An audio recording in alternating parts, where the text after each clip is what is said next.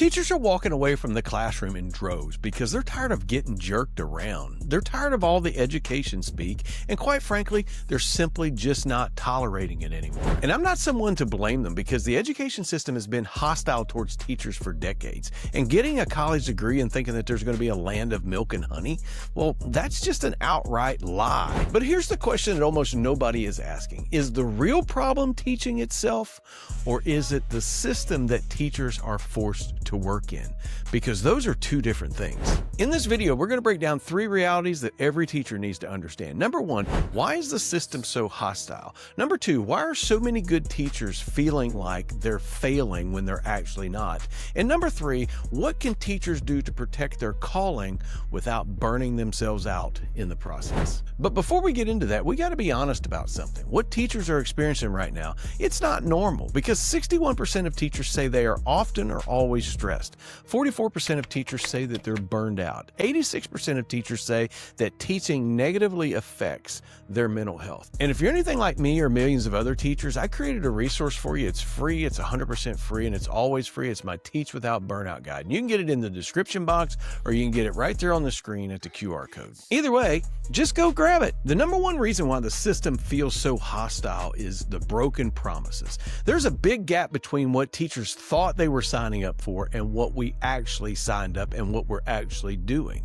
Teaching used to be primarily about instruction and about mentoring students, but in many classrooms today, that role has shifted and teaching has started to feel more like a social experiment. Instruction often gets replaced with behavioral control. Mentoring students often feels more like a psychiatrist appointment. And grades, they seem to be completely arbitrary whatsoever, because now a 50% is as low as you can give. And that shift changes the entire experience of the teaching profession. The second reason why the system seems to be so hostile is the expectations have been multiplied. Every year, something new gets added. It's either new programs, it's new policies, it's more documentations, or it's more initiatives layered on top of the old initiatives from the previous year. But almost nothing ever gets taken away. So the job keeps expanding while the time and the support needed to do the job stays exactly the same. And when that happens, teachers slowly begin to feel like they're always behind, no matter how hard they work. The third reason why the system seems to be so hostile is because support has completely disappeared. Administrative support is oftentimes inconsistent, if it even exists at all. Conflicts with parents have grown in numbers, but they've also grown in the aggressive nature of those conflicts. And teachers are often publicly criticized for problems that exist in education that we didn't even create. So teachers end up caught in the middle of pressures that come from all different directions. And when all of these are combined, you start to understand why the system feels so hostile and why 270,000 teachers are going to leave the teaching profession this year, never to come back. And I got to tell you, I struggled with those pressures and hostilities for years, so much so that I nearly lost my health and I nearly lost my career. And that was until I was able to implement some personal boundaries in my life. So if you're like me and you struggle with boundaries, I created a guide for us. It's free. It's 100% free, and it's always free. It's Reclaim Your Limits. You can grab it in the description box or right there at the QR code. Doesn't matter how you get it, just get it and get some boundaries in place. The consequences of a hostile system isn't just that teachers are leaving. It is the mental health effects that gaslights teachers into making us believe that somehow we're the problem. So you kind of got to picture this in your mind. It's 9:47 on a Tuesday night, and the teacher's sitting at her kitchen table, and she's rewriting her lesson plan because the lesson didn't go very well that day. And the reason why is because half of the class was checked out, 2 students had a fight back in the back side of the classroom, and the whole thing fell apart by slide 3. So what's she doing? She's rewriting the lesson plan, because what she believes in her mind is that had she planned it better, or had she explained it differently, or had she managed the room just a little bit more effectively, it would have worked.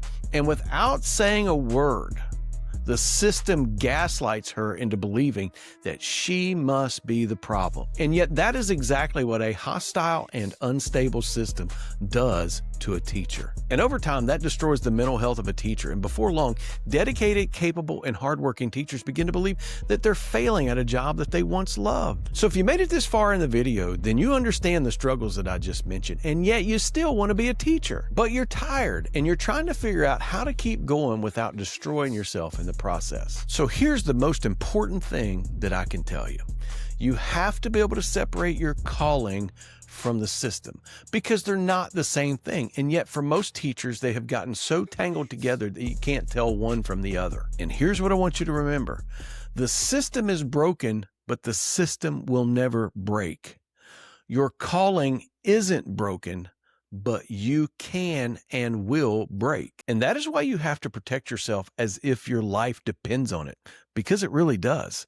Because the system will completely and totally consume you if you don't. Teacher Talk, we're a faith-forward organization, and we believe that the best wisdom for teachers can be found in the book of Proverbs, specifically Proverbs chapter 4, verse number 23, that says, above all else, guard your heart, for from it flow the issues of life. And I want to show you 3 ways in which you can guard your heart. And all 3 of these I use with my coaching clients to help them stay in the teaching profession. If any of these resonate with you, then book a discovery call with me. You can get it down in the description box, or you can get it right there at the QR on the screen. Either way, let's just get together because you don't have to struggle alone. The very first thing that you got to do is you have to recognize and audit where your energy is actually going. Most burned out teachers, we're not exhausted because of teaching.